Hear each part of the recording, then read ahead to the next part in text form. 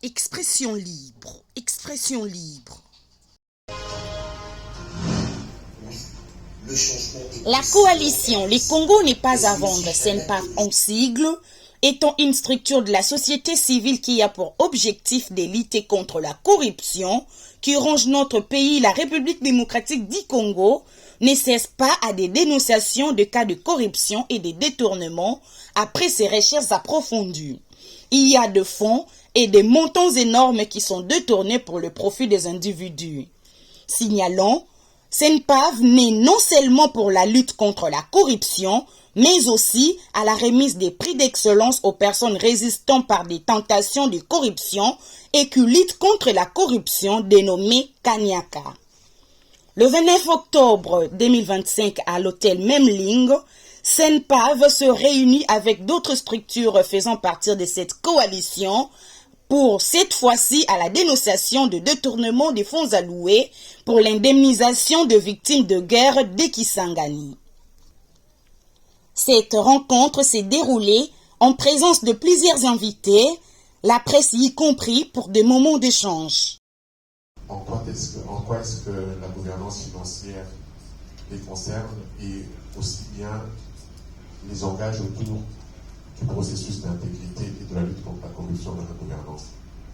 Donc, en RDC, la corruption est un fléau important qui gangrène l'administration publique, la gestion politique et autour du suivi des dossiers que nous avons publiés.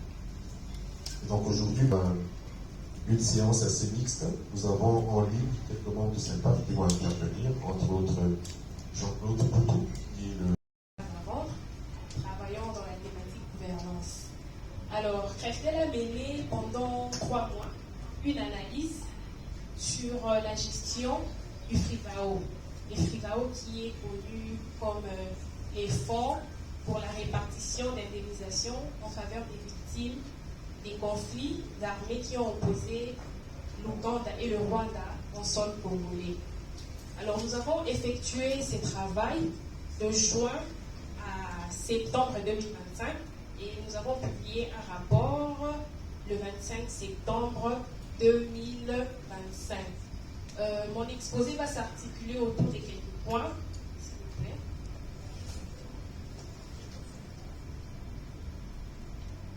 Merci.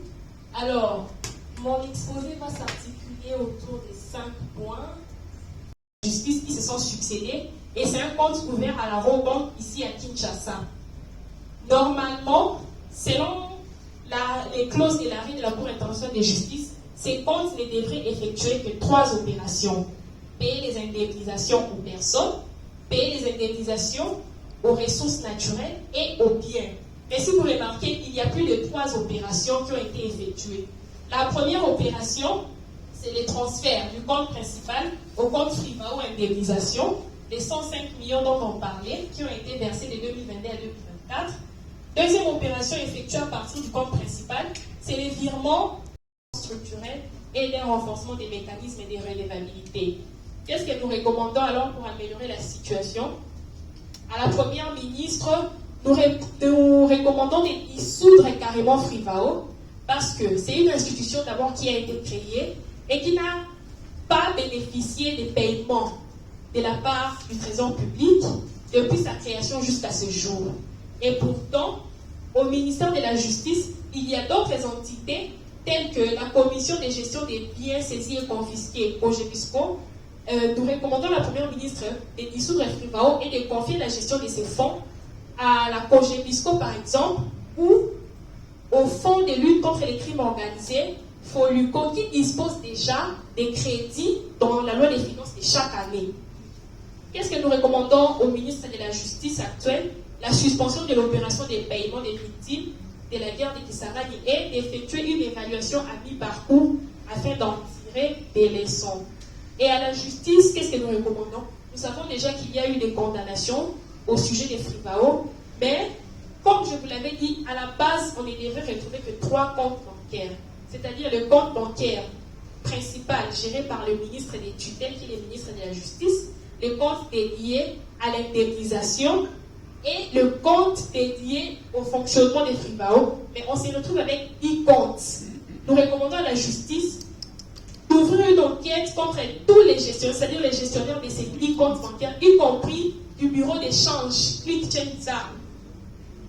d'ouvrir une enquête contre les gestionnaires des comptes indûment acquis par les gestionnaires du fonds, notamment les devises qui ont été acquis avec l'argent des victimes.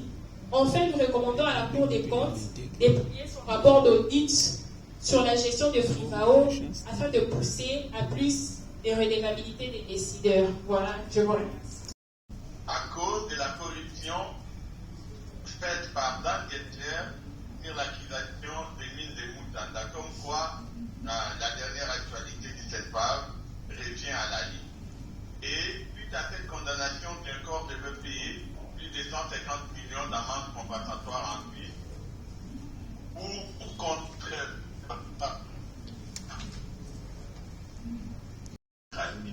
Donc vous êtes un véritable pouvoir. Si vous vous engagez dans la lutte contre la corruption, si vous participez à combattre ceux qui mènent des campagnes de presse diaboliques contre ceux qui luttent contre la corruption, si vous demandez des comptes aux politiciens, le peuple qui vous lie vous suivra et ensemble, nous pourrons alors remporter ces combats contre la corruption et pour que ces détournements, ces pillages de nos ressources cessent. Donc voilà mon mot de la fin, engagez pour ces combats.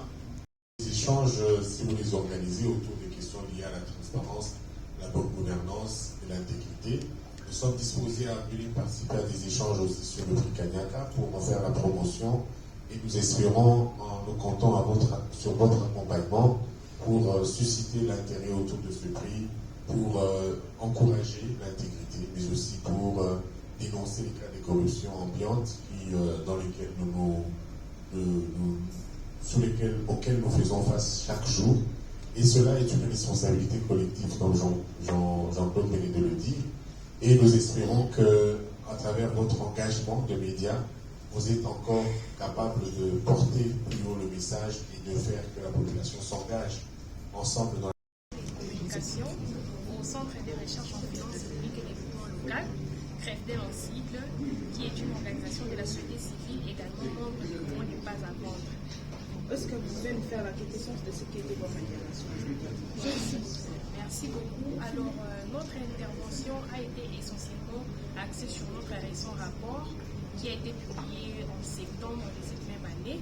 Et ce rapport a porté sur la gestion du Frivao au cours des exercices budgétaires 2021, 2022, 2023, donc pendant 3 ans. Et nous avons mis en avant les faits les plus importants que CREFDEL a constaté au cours de l'analyse que nous avons menée pendant 3 mois, notamment que l'Ouganda a mis à la disposition de la RDC 195 millions de dollars américains et sur ces montants de 195 millions de dollars américains, seulement 105 millions de dollars américains ont été versés au compte dédié à indemniser les victimes et au 8 octobre 2024, seulement 2 millions de dollars américains ont été réellement payés aux victimes de la guerre de Kisangani, soit un taux faible d'1%. Sur 105 millions de dollars américains, les victimes n'ont reçu que 2 millions.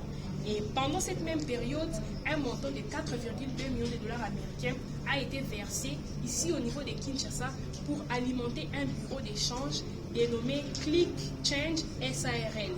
Alors que pendant la même période, les victimes pour lesquels l'Ouganda verse ses fonds chaque année n'ont reçu que 2 millions. Donc, un bureau d'échange a reçu illégalement 2 fois plus que ce que les victimes devaient recevoir. Ça, c'est ce que CREFDEL a révélé. CREFDEL a également révélé que l'argent destiné à payer les indemnisations aux victimes a servi à acheter des puces pour le ministère de la Justice, chose qui n'est pas reconnue dans la clause de la Cour internationale de justice. Ça, c'est un détournement des fonds publics. CREFDEL a également découvert que une victime a été escroquée, c'est-à-dire quoi? Monsieur Barouti avait son aéronef qui a été bombardé pendant la guerre des 6 jours et une personne s'est présentée au nom de cette victime-là et a reçu 200 000 dollars. La vraie personne, la vraie victime, nous a contactés pour nous dire que la personne qui a reçu cet argent, ce n'était pas lui. Donc voilà en quelques mots les grands faits que nous avons découverts sur la gestion des Frivao et c'est vraiment grave. Cette situation mérite des sanctions. C'est vrai qu'il y a eu des condamnations, notamment de l'ex-ministre de la Justice, mais également un des mandataires des Frivao, un coordinateur qui est actuellement aux arrêts. Mais un peu plus loin dans les rapports, CREFDEL a découvert que 10 comptes bancaires ont été créés et les fonds destinés à indemniser les victimes sont mouvementés dans ces 10 comptes bancaires.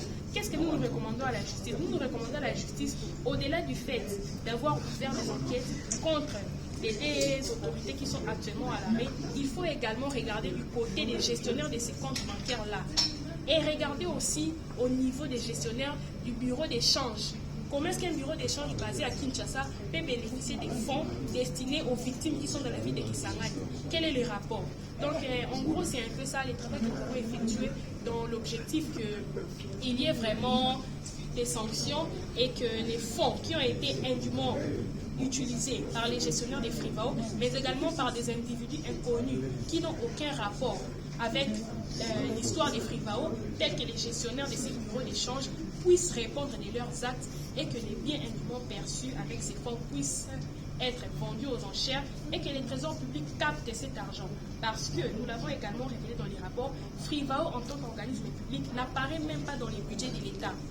Nous avons vérifié la loi des finances de 2019 à 2024 parce que Frivao a été créé en 2019. Nous n'avons trouvé aucune trace de Frivao dans la loi des finances de l'année. Comment est-ce qu'une institution publique créée par les décrets de du Premier ministre n'apparaît pas dans les budgets de l'État? Donc il y a tellement d'irrégularités autour de cette question des Frivao. Voilà pourquoi nous, en tant que citoyens engagés, nous nous sommes donné la mission de venir présenter ces faits devant la presse dans l'espoir qu'il y ait une meilleure gouvernance. Merci. C'est le moment de publier son rapport d'audit. La Cour des comptes est aujourd'hui la seule institution habilitée à contrôler toutes les autres institutions publiques. La Cour des comptes a réellement effectué une mission, mais les rapports s'est fait toujours attendre. Qu'est-ce que la Cour des comptes attend? Au regard de tout ce que la société civile révèle, nous ne sommes pas les seuls à avoir effectué ce travail. Que la commission soit reconnue pour leur combat, que ce soit les personnes ou les institutions. Troisièmement, nous avons abordé la question liée à Frivao, qui est une question qui a été faite par un des membres de cette KFDM et qui est revenu sur les malversations financières dans la gestion de Frivao et recommandé et revenu sur les recommandations qui démontrent que la justice puisse se saisir de ce cas, mais aussi que Frivao soit carrément dissoute pour permettre que l'État récupère les fonds qui ont été détournés au bénéfice des victimes et à la corruption et à la malversation financière. Nous sommes revenus aussi sur la réaction du CELPAV par rapport à la note d'Antora après la publication de la note sur Moutata, la cession régulière du parc Magicano qui avait entraîné une perte du contrôle d'un des gisements les plus prometteurs de la Gicamine. Et l'Antora avait réagi de manière moins confidentielle à travers un courrier adressé à différentes chancelleries. Et nous avions eu écho du courrier et lorsque nous étions en train de préparer cette note, ils ont dû réagir en mettant en ligne leur note. Et nous avions voulu renforcer le fait que les chiffres que nous avions présentés dans notre note étaient des chiffres justifiés, basés sur des sources ouvertes et crédibles. Les différents montants alloués que nous avons décrits dans la note étaient des montants effectivement vérifiés. Sur la méthodologie, il s'agit d'une méthodologie stricte et je peux dire qui respecte toutes les normes et qui recouvrait aux différentes destinations qui avaient été faites par différentes agences qualifiées pour ce qui était du coût des actifs qui avaient été achetés avec prix à la Gicamine. Et nous avons enfin parlé de royalties. Nous n'avons pas parlé de royalties dans leur nom parce que nous pensons que cette émission était tout à fait consciente. Ils ne l'ont pas fait parce qu'ils savent que cela constitue les points que nous avons décrits, ces royalties qu'ils ont achetées à la Gicamine et qu'ils n'ont pas cédé parce qu'ils ont vendu la mine à encore parce qu'ils continuent à percevoir ces royalties, ce qui constitue pour nous un problème majeur. Et que la RDC ne gagne plus rien, il gagne. Ne pourra plus gagner sur ces gisements de métal. Donc pour nous, il était question de faire ces récapitulations. Nous avons eu